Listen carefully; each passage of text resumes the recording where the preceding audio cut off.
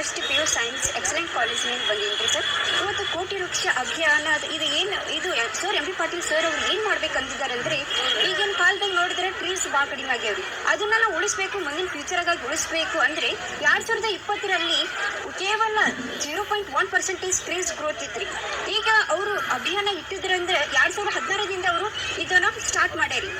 ಇದು ಸ್ಟಾರ್ಟ್ ಇಲ್ಲಿ ಬಿಜಾಪುರ ಡಿಸ್ಟಿಕ್ ಅನ್ನ ನಾವು ಧೂಳಾಪುರ 10 ವರ್ಷದಿಂದ ಕರಿತಿದ್ರಿ. ಆದ್ರೆ ನಾವು ಅದನ್ನ ಗ್ರೀನ್ ಸಿಟಿ ಕ್ಲೀನ್ ಸಿಟಿ ಆಗಿ ಮಾಡಬೇಕು ಅಂತ ದೊಡ್ಡ ಒಂದು ಉದ್ದೇಶ ಇಟ್ಟಿದ್ದಾರೆ.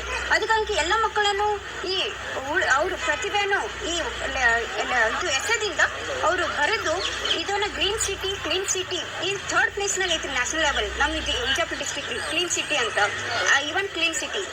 ಸೊ ಇದನ್ನ ಫಸ್ಟ್ ಪ್ಲೇಸ್ ತರಬೇಕಂತ ಅವ್ರಿಗೆ ದೊಡ್ಡ ಆಸೆ. ಮತ್ತು ಟ್ರೀಸ್ನ ಗ್ರೋತ್ ಆಗಬೇಕು, ಇದ್ರ ಬಗ್ಗೆ ಎಲ್ಲರೂ ಮಾಹಿತಿ ಕೊಡಬೇಕು. ಇದನ್ನು ಮಕ್ಕಳು ಅವರೆಲ್ಲರೂ ಅಳವಡಿಸಿಕೊಳ್ಳಬೇಕು. ಅವರು ಪ್ಲಾಂಟ್ಸ್ನ ಗ್ರೋ ಮಾಡಬೇಕು, ಅದು ಕೇರ್ ಮಾಡಬೇಕು. ಇದನ್ನು ಎಲ್ಲ ಕಡೆ ಸರೌಂಡಿಂಗ್ ಹೇಳಬೇಕು.